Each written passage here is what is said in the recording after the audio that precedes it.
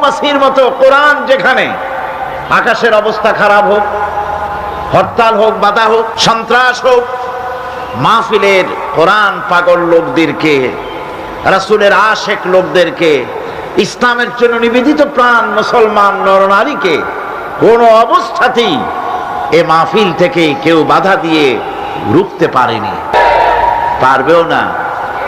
কারণ কোরআন কোন ব্যক্তির নয়, কোরআন হচ্ছে আল্লাহ পাকের।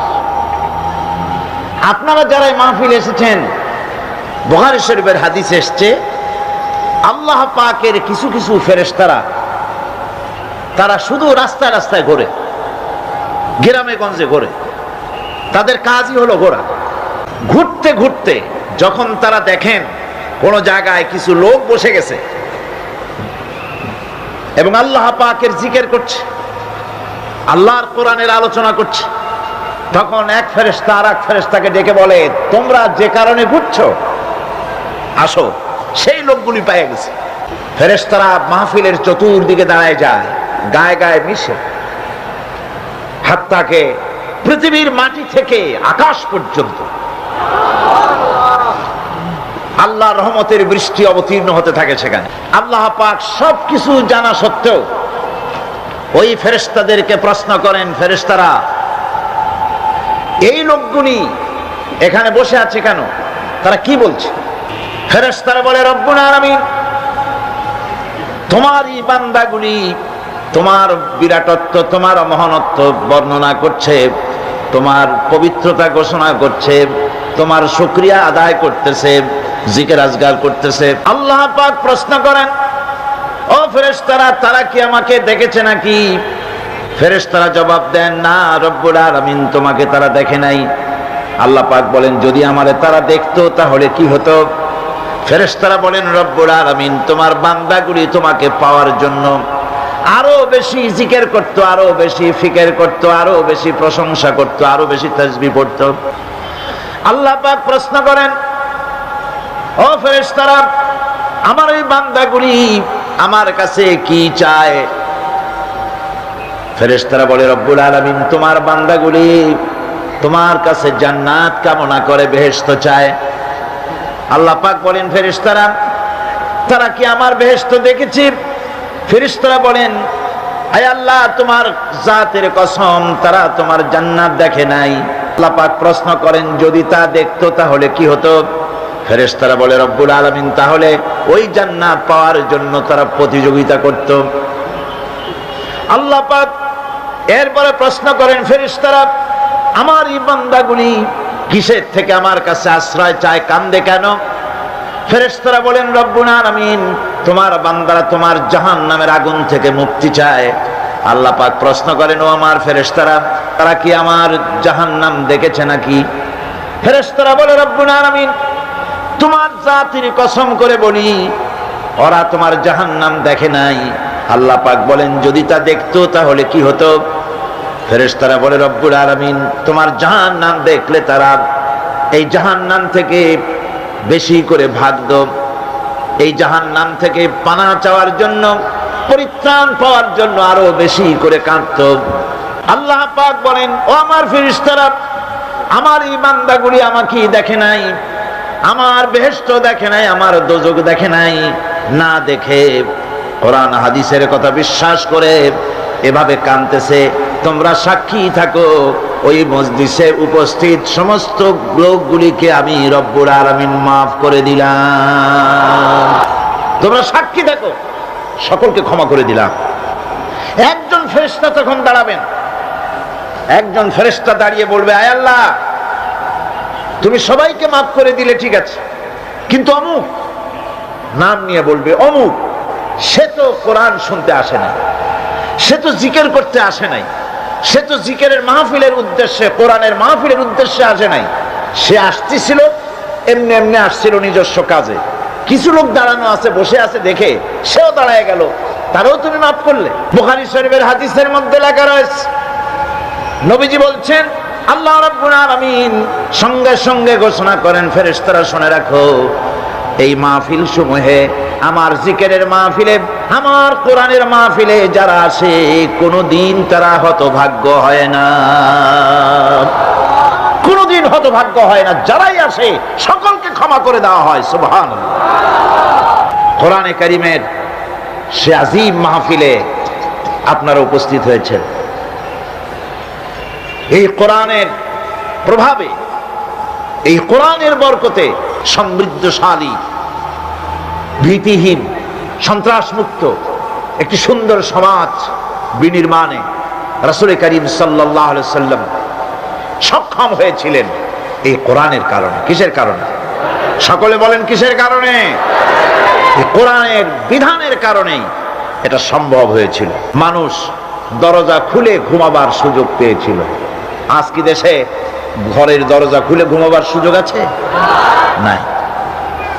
মানুষেরা দরজা খুলে ঘুমাবার সুযোগ পেত।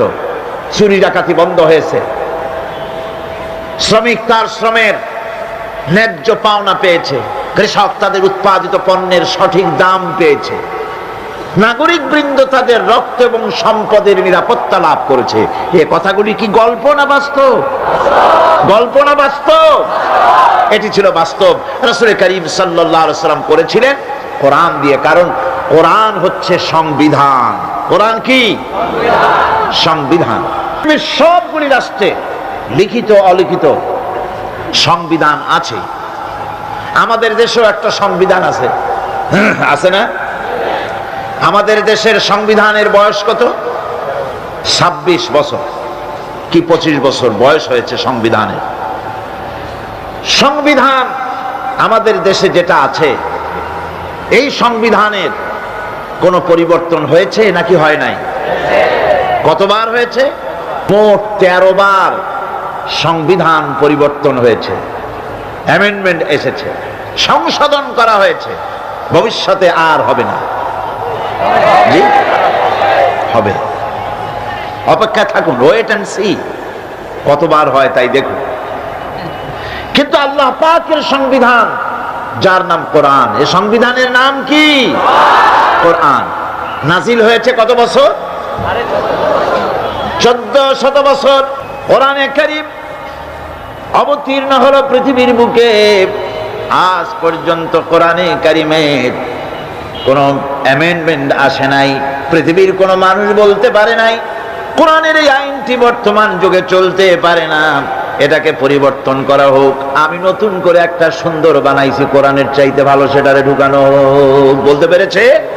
পারে না। ভবিষ্যতে পারবে বলেছি, কিন্তু সব ব্যর্থ হয়েছে। সব কি হয়েছে? ব্যর্থ হয়ে গিয়েছে। সফল হতে হলে কোরআনের কাছে আসতে হবে, একথা বিশ্বাস করতে হবে। যারা ক্ষমতায় আছেন, যারা রাজনীতি করেন, সকলকেই একথা বিশ্বাস করতে হবে, মন গড়া আইন দিয়ে দেশ চলতে পারে না। যেমন আমার মন গড়া কোনো চিন্তা দিয়ে মাইক অপারেট করলে মাইক চলবে না। আমি যদি আমার চিন্তা অনুযায়ী এটারে লাগাই, আমি যদি মনে করি যে এতটুকু ছোট ছোট মাইক্রোফোন, এগুলা কি কথা টানতে পারবে নাকি? এর থেকে এগুলা বাদ দিয়া বড় বড় চুঙ্গাগুলি আনিয়া বক্তার মুখের উপরে ধরো, আওয়াজ জোরে বের হবে। এরকম করলে হবে নাকি? উল্টা বক্তাটারে মারিয়ে ফেলবেন, তার বাঁচারও পথ থাকবে না। টেলিভিশন যদি খারাপ হয়, গাড়ি যদি খারাপ হয়, ওর এক্সপার্ট আছে, তার কাছে যেতে হবে, সে ভালো করার পদ্ধতি তার জানা আছে, ভালো করে দেবে। পৃথিবী তৈরি করেছেন আল্লাহ, মানবগুলি সৃষ্টি করেছেন আল্লাহ, চলবে কিভাবে এইটা কোথাকার কোন কসিবুদ্ধি সলিমুদ্ধি, কেটা প্রেসিডেন্ট হইল, কেটা প্রধানমন্ত্রী হইল, কেটা কি হইল আর না হইল, আর তারা বললো এইভাবে চালাও সেইভাবে চালাও। মানুষের মরণ ছাড়া বাঁচার কোনো পথ থাকবে না। দেশকে পরিচালিত করতে হলে, শান্তিপূর্ণ উপায়ে যদি দেশ চালাতে কেউ চায়, তাহলে কোরআনের বিকল্প, রাসূলের বিধানের, আল্লাহর বিধানের বিকল্প বিশ্ববাসীর কাছে কিছুই নাই। আপনারা যদি আমাকে বলেন যে ইউরোপ আমেরিকায় অবস্থাটা কি, সেখানে তো কোরআনের আইন নাই, তাহলে সেই দেশ চলে কেমনে, সে দেশ চলে কেমনে? এই প্রশ্নটা আপনারা অবশ্যই আমাকে করার হক রাখেন। ব্রিটেন আমেরিকা কিভাবে চলে? সেখানে তো কোরআনের আইন চলে না। হ্যাঁ, আপনার প্রশ্ন সঠিক, কিন্তু জেনে রাখুন, আমি যদি পাল্টা প্রশ্ন করি, আপনারা বলেন তো পৃথিবীতে সবচাইতে পাগল কোথায় বেশি? আপনারা জবাবে বলবেন আমেরিকা। পৃথিবীতে সবচাইতে মেন্টাল হসপিটাল বেশি কোথায়? ওকে বেঁচে থাকলে শান্তি পাবো না, মরলে বোধহয় শান্তি হবে, এটা তাদের ধারণা। কিন্তু মরলে আরো যন্ত্রণা আছে, শান্তি ওখানেও নাই। যেহেতু কামটা করছে খারাপ, কাম করছে কি খারাপ, শান্তি নেই। হায় হায়, অশান্তি এমন ভাবে তাদের পেয়ে বসেছে, অবাক হবেন। আল্লাহর মেহেরবানি, প্রতি বছর সেখানে দাওয়াত হয়, আর আমি আমার চোখে দেখি মানুষগুলির অবস্থা। যুবকগুলি, যুবিতগুলি মাথার চুলগুলিকে আটা মাখাইয়া তাতে রং দিয়ে তাল পাতার মতো খাড়া করছে। কেউ বা মাথার পেছনের চুলগুলি ছোট ছোট করে ছেটে ওখানে বাড়ির টেলিফোন নম্বর, রোড নম্বর লিখে দিয়েছে। অবাক কাণ্ড। তারপরে কি? ইসলাম। ইসলাম হচ্ছে বীজ, ঈমান হচ্ছে বীজ, আর ইসলাম হচ্ছে চারা, গাছ। এটা হচ্ছে ভিত্তি। এই ভিত্তিকে সর্বপ্রথম মজবুত করতে হবে, ঈমানের ভিত্তি।